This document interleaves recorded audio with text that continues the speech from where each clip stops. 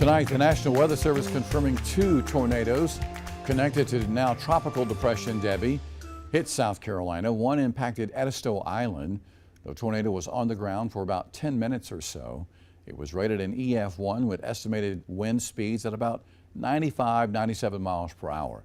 As you can see, homes and other structures in its path did receive some damage to siding and to roofs. At least 3 homes in that area had their entire roofs ripped off. And along the coast now, North Myrtle Beach experiencing some significant street flooding as the storm moved through that area. Being told that some streets had to shut down while others were barely passable. But again, the bulk of the storm is out of here. It looks like some leftover showers going to be moving through our area later tonight, right, Chief? Yeah, and the fortunate thing is that the impacts that we're going to be dealing with is going to be short-lived for today, and I mean short-lived compared to the entire week so far, but then it ends tonight because we're looking again, it's probably until about 10 o'clock tonight. Yeah, it's going to be a little more windy and we're going to see more rainfall. Just be careful when you're out driving, and especially in areas where there's already a lot of rainfall that's come down, and that's particularly in the eastern and southern portions of our middling communities. The amount of rainfall, now these are rainfall estimates, but it's pretty close, and this is just between now and Tuesday evening at the same time. Look at the areas in Sumter. About 7 inches. You go down to Lake Marion, approaching 8. Down by Holly Hill and Tucktown, approaching 9 inches of rainfall.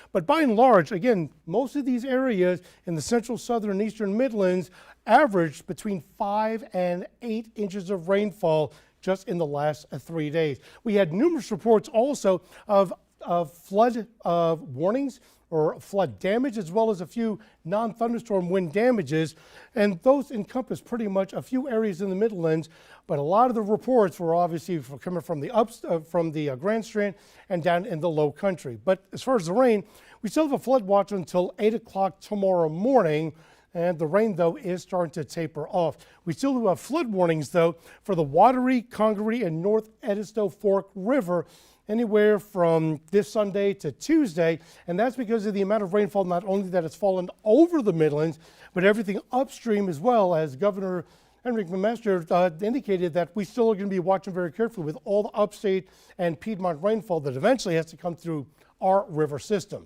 Well, again, we still have some showers, no storms, but some pockets of heavy rainfall. I don't know why that went away, but the concentration of the pockets of heavy rainfall is going to be in northern Kershaw County and then extreme south central portions of Orangeburg County, and going through the areas where Walker Lawson was, and the mayor of Branchville said we got a lot of rainfall and there's more coming through. Winds currently are coming generally out of the west, northwest, upwards about 15, approaching 20, and gusting at times over 30 miles an hour. And these conditions are going to last as we go throughout the night. But the good thing is that Tropical Depression Debby is in the Piedmont, moving away from us slowly, but as it moves away, the thunderstorm activity is going to stay well to our south and east, but we'll still have a little bit more rainfall, and that will continue as we go through the next few hours. By 10, 11 o'clock, it's done for us, but the low country, the Grand Strand, are still going to have that wave of circulating storms that'll go through. For us tomorrow, it'll be partly to mostly cloudy, then skies will start clearing up real quick. Hot, humid, afternoon pop-up storms along the coast. Some of that could get into the extreme southern Midlands, but by and large, for most of our middle communities, we're not expecting any rain. Here's the amount of rainfall at worst we're going to get between tonight and then into tomorrow. The rain tonight will be in the central northern Midlands, but then the southern Midlands, we'll see a little bit of rain as we go through the late afternoon tomorrow. But the good thing is that we won't be dealing with the heavy rainfall anymore. So tomorrow we'll start at a low of 73 with a high of 93. We will have a return for a chance for afternoon pop-up showers and thunderstorms, not only for the weekend, but as we go through next week. A high of 92 on Saturday, Sunday a high of 91. And here's the downside. Now that we've gotten rid of all this tropical weather, our summer weather will continue, and it's going to get hot for the weekend, but it's going to get more humid. And you combine the two, well, if you've been here in South Carolina, you know the drill. Afternoon pop-up showers and thunderstorms to continue next week, as high temperatures Monday through Thursday will pretty much stay in the upper 80s.